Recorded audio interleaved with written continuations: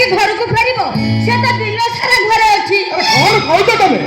ସକାଳୁ ବଡ ଭାଇର ଖବର ମିଳୁନି। ମୁଁ ବୁଢା ଲୋକଟା ହେଇ ଗଳି କେମିତି ସାରା ଖୋଜି ବୁଲୁଛି ଆଉ ଇଏ ଭାଇ ହେଇ ଘର କଣ ଭିତରେ ବସିଛି। ଓହୋ ଦେଖ ପିଲାଟାର ମନ ଜମା ଭଲ ନାହିଁ। ତମେ ସେମିତି କଥା କୁହନି। କାହିଁକି ତା ମନେ ଭଲ ନାହିଁ? କୋଉଦିନ ଉତ୍ତର ତମ ପାଖରେ ଅଛି। ମିଛରେ ଆଖୁଦାକୁ ପଚାରେ ହଉଛ। ଲେଡିଜ୍ ତମେ ଯାଅ ତାନିଆ ପାଖକୁ ଖୋଜିବ, ମୁଁ ମୋ ଭବିଷ୍ୟତ ଖୋଜୁଛି। ତୋ ଭବିଷ୍ୟତକୁ ତୁ ଏକା ଖୋଜୁଛୁ, ଆମେ କେହି ଖୋଜୁନୁ। ଆରେ ତୋତେ ଡକ୍ଟର କହିବା ପାଇଁ ବହୁତ ଇଚ୍ଛା, ହେଲେ କଣ କରିବି?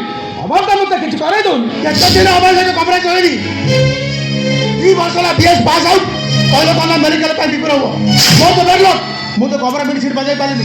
ତାପରେ କଣ ମୋ କ୍ୟାରିୟର ନଷ୍ଟ ହୋଇଯିବ? ଦାଦା ଯଦି ପ୍ରାଇଭେଟ କଲେଜ ପଢ଼ିବା ସମ୍ଭବ ନଥିଲା ତାହେଲେ ଡକ୍ଟର ହେବା ପାଇଁ ସ୍ୱପ୍ନ କାହିଁ ଦେଖୁଛୁ? ଏ ତୁଷାର, ଆରେ ବିନା ସ୍ୱପ୍ନରେ କେହି ଆଗକୁ ଯାଇପାରେନି ରେ ତୁଷାର। ଆଉ ତୋତେ ସ୍ୱପ୍ନ ଦେଖିବା ତୋ ଦାଦାଙ୍କର ବଡ କର୍ତ୍ତବ୍ୟ ଥିଲା। ଯଦି ସ୍ୱପ୍ନ ଦେଖେଇବା କର୍ତ୍ତବ୍ୟ ଥିଲା ତାହେଲେ ସ୍ୱପ୍ନ ପୂରଣ କରିବା ତାର ବଡ଼ କର୍ତ୍ତବ୍ୟ। ମୁଁ ଜାଣେ ଦେଖ ତ ମୁଁ ଭଲ ଭାବରେ ଜାଣେ, ହେଲେ କଣ କରିବି? ଅଟୋ ଚଲେଇ ଚଲେଇ ତମମାନଙ୍କୁ ଏତେ ବାଟ ଆଣିଥିଲି। ଭାବିଥିଲି ତୁ ମେଡିକାଲଟା ବଜେଇ ଦେବୁ, ହେଲେ ସେ କଥା ହେଇପାରିଲି। ବେଳେ ବେଳେ ଇଚ୍ଛା ହଉଛି ତୋ ଲାଗି ଜମି ବାଡ଼ି ସବୁ ବିକି ଯାଉଛି, ପାରେନି। କାହିଁକି ଜାଣିଛୁ? ତୋତେ ଯେତେ ଥର ଡକ୍ଟରଙ୍କ ଭାବରେ ଦେଖିବାକୁ ଚାହିଁଛି ସେତେ ଥର ତାନି ଆଉ ତୁଳସୀ ବୋଲି 2ଟି ଝିଅ ମୋ ଆଖି ଆଗରେ ଛିଡ଼ା ହୋଇଯାନ୍ତି। କଣ କରିବି କହିଲୁ? ହରେ ତୁଷାର, ତୁଳସୀ କଥାରୁ କିଛି ନାହିଁ।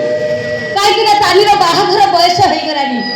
ଯଦି ତା ବାହାଘର କଥା ଚିନ୍ତା ନ କରି ତୋ ଭବିଷ୍ୟତ ପାଇଁ ଜମିବାଡ଼ି ସବୁ ବିକ୍ରି କରି ଦିଆଯାଏ ତାହେଲେ ସାହି ପଡ଼ିଶା ଲୋକମାନେ କହିବେ କଣ? ଯଦି ଲୋକଙ୍କ କଥା ଶୁଣିବା କଷ୍ଟ ହଉଛି ତାହେଲେ ମୋ ଘର ଚାଲିଯାଉ। ଘର ଛାଡ଼ି ଚାଲିଯିବୁ କାହିଁକି ଏ ଘରେ ରହିବି? ସମ୍ମାନ ଦେବାକୁ ଡାକିବା ପାଇଁ ନଷ୍ଟ ହୋଇଗଲା ମୋ ଫ୍ୟୁଚର, ନଷ୍ଟ ହୋଇଗଲା ମୋ କ୍ୟାରିୟର। କୁଶଳ ମୋ ପାତ୍ର। ମୁଁ ଯଦି ତମ ପୁଅ ହେଇଥାନ୍ତି ତାହେଲେ ମୋ ପାଇଁ ଏତିକି କରିପାରନ୍ତ? ଓହୋ ପୁତୁରା ତ ଜାଣିଶୁଣି ମୋ ଫ୍ୟୁଚର ନଷ୍ଟ କରିଦେଲ, ଜାଣିଶୁଣି ମୋ ଫ୍ୟୁଚର ନଷ୍ଟ କରିଦେଲ। ଚିନ୍ତା କରିପାରୁଛି ତ? ଏବେ କେବଳ ଆରମ୍ଭ ଅପା, ଆଗକୁ ଆହୁରି କହିବାର ଅଛି। କାହିଁକି କହିବିନି? କଣ ପାଇଁ କହିବିନି? ଇଏ ମୋ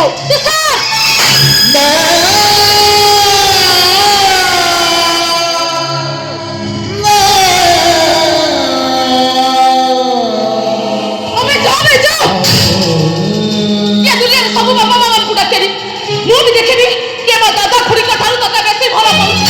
ଆରେ ଯୋଉ ମା ଆମକୁ ପେଟ ଧରି ଜନ୍ମ କରିଥାନ୍ତା ସେ ବି ସେତିକି କରିନଥାନ୍ତା ରେ ତୁଷାର, ଯେତିକି ଆମ ପାଇଁ ଆମ ଦାଦା ଖୁଡି କରିଛନ୍ତି। ଜାଣିଛୁ ଏଇ ଖୁଡି ସେ ସକାଳୁ ଉଠି ତ ଖବର ବୁଝେ ସେ ଆମ ମାନଙ୍କ ପାଇଁ ପେଟ କାଟି ବନ୍ଧ୍ୟା ହେଇଯାଇଛି। ଆରେ ଭୁଲରେ ତ ଏମାନେ ଆମ ଦାଦା ଖୁଡି ହେଇଗଲେ। ଆରେ ଏମାନେ ତ ଆମର ବାପା ମା ହବାର ଦାଦା ମୋର ବହୁତ ବଡ଼ ଭୁଲ ହେଇଗଲା ଦାଦା, ତମେ ମତେ କ୍ଷମା କରିଦିଅ। ସେମିତି କଣ? ତୁ ବି ଶୁଣିଲା ଶୁଣି ମୋର ବହୁତ ବଡ଼ ଭୁଲ ହେଇଗଲା। ଆଉ ତମମାନଙ୍କୁ କିଛି କହିବାର ନାହିଁ କି ମୁଁ ଡକ୍ଟର ହେବାର ନାହିଁ। ତୁ ଡାକ୍ତର ହବୁନି ତୁଷାର, ତୁ ନିଶ୍ଚୟ ଡାକ୍ତର ହବୁ। ତା ନହେଲେ ମୋ ଦାଦା ଖୁଡିଙ୍କ ସ୍ୱପ୍ନ ଅଧା ରହିଛି ବୋଲି ଏଇ 5 ଲକ୍ଷ ଟଙ୍କାର ଚେକ୍। କାଲି ସକାଳେ ଦାଦାଙ୍କୁ ସାଥିରେ ନେଇ ତ ଆଡମିସନ କରିଦେବୁ ହେଲା। ତୁ ମତେ ଋଣ କରିଦେଲ ବାପା, ମୋର ଇଚ୍ଛା ହଉଛି ତୋ ବାପ ପୂଜା କରିବା। ମୋ ପାଦ ପୂଜା କରିବା କିଛି ବି ଦରକାର ନାହିଁ। ଯଦି ପାରୁଛୁ ତୁ ମୋ ଦାଦାଙ୍କ ପାଦ ପୂଜା କର, କାହିଁକି ତାଙ୍କ ନିଜ ହାତରେ ମୋ ଭଳି ତୁଳସୀକୁ ସେ ତିଆରି କରିଛନ୍ତି। ତୁଳସୀ ଏତେ ଟଙ୍କା ତୁ କୋଉଠୁ ପାଇଲୁ? କିଏ ଦେଲା ମତେ? ନାଇଁ ତ ତମେ କଥା করতে।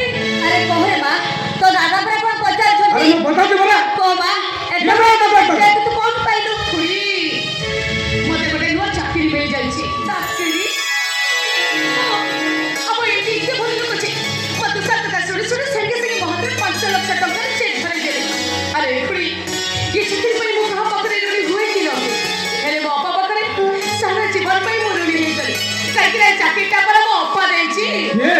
ତାନି କୋଉଠି ଅଛି ସେ? ଏ ମା ତୁଳସୀ ତୁ ଆସିଲା ବେଳେ ତାକୁ ସାଙ୍ଗରେ ନେଇ ଆସିଲୁନି? ଦାଦା ମୁଁ ଚାକିରି ଜଏନ୍ କରିବା ପରେ ଯାଇ ଅପା ଆସିବ। ଏଇ ଦେଖୁନ ତମମାନଙ୍କ ସହିତ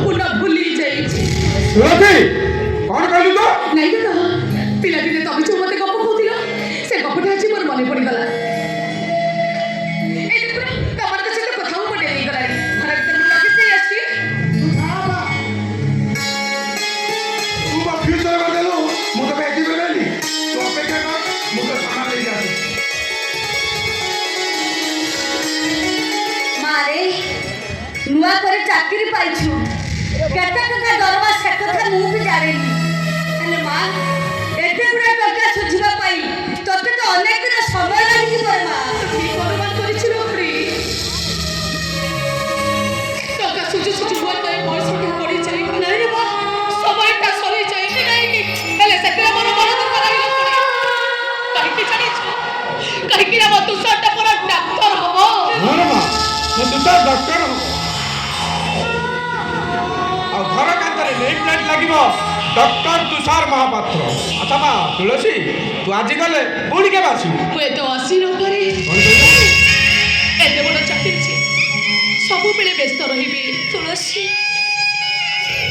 ଗାଁକୁ ଆସିବାକୁ ସମୟ କେତେବେଳେ ପାଇବି ଯେ ମୁଁ ଆସିବି ଆଜିଠୁ ମୋ ଗାଁ ଦାଦା କୁଡ଼ି ସମସ୍ତେ ମୋ ପାଇଁ ମୋର ତୁଳସୀ ନିଜର କହିବାକୁ ଗଲେ କେବଳ ଏମିତି ଗୋଟାଏ ଦିନ ଆସିବାକୁ ପଡ଼ିବ ଚୌକିରେ ତମେ ମାନେ ସମସ୍ତେ ମୋତେ ଦେଖା କରିବାକୁ ଯିବ ହେଲେ ମୁଁ ଟଙ୍କା ଘୁରିବାରେ ଏତେ ବ୍ୟସ୍ତ ଥିବି ଯେ ତମମାନଙ୍କୁ କାହାରିକୁ ମୁଁ ଦେଖା କରିବି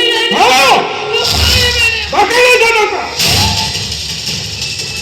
ଯୋଉ ଟଙ୍କା ଯୋଉ ଚାକିରି ମୋ ଠାରୁ ମୋ ତୁଳସୀକୁ ଅଲଗା କରିଦେବ ସେଭଳି ଚାକିରି ମୋର ଦରକାର ନାହିଁ ଏ ତୁଳସୀ ସେ ଚେକ୍ ନେଇ ଏମତିକୁ ଫେରାଇ ଦିଅ ଦାଦା তুমি ବୁଝୁନ କାହିଁକି କ'ଣ ବୁଝେଇ ତୁ ମୋତେ କ'ଣ ବୁଝେଇ ବା ମୁଁ ଯାହା କହୁଛି ସେ ସେ ଟଙ୍କା ଫେରାଇ ଦେ ସେମିତି କଲେ ମୋ ତୁଷାରଟା ଡାକ୍ତର ହେଇପାରିବନି ତମେ କ'ଣ ଚାହୁଁଛ ତୁଷାର କିନ୍ତୁ ଚେକ୍ ଟା ନେଇ ମୁଁ ଏମତିକୁ ଫେରାଇ ଦିଏ ଠିକ ଅଛି ତମରି କଥା ମାନି ତୁଷାର କିନ୍ତୁ ଚେକ୍ ଟା ନେଇ ମୁଁ ଏମତିକୁ ଫେରାଇ ଦେଇ ଆସେ ନାଇଁ ରେ ମା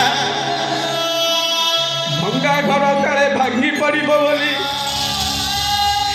ମୁଁ ତୋତେ ଘର ଭିତରେ ନ ରଖି ମୋ ଛାତି ଭିତରେ ରଖିଛି ହେଲେ ଆଜି ତୁ ମୋତେ ତୋ ଛାତି ଭିତରେ ରଖିଦେଲୁ ରେ ମା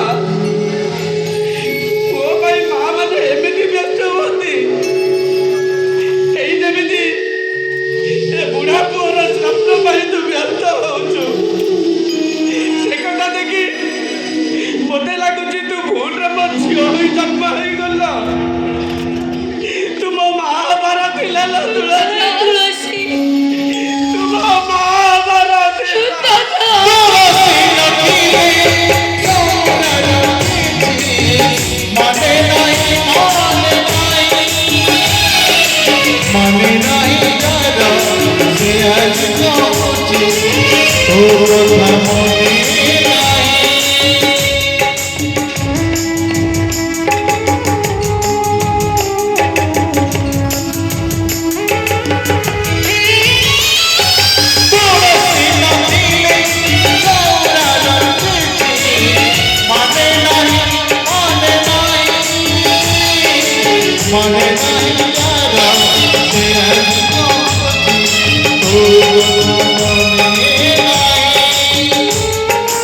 সুখরে দুঃখরে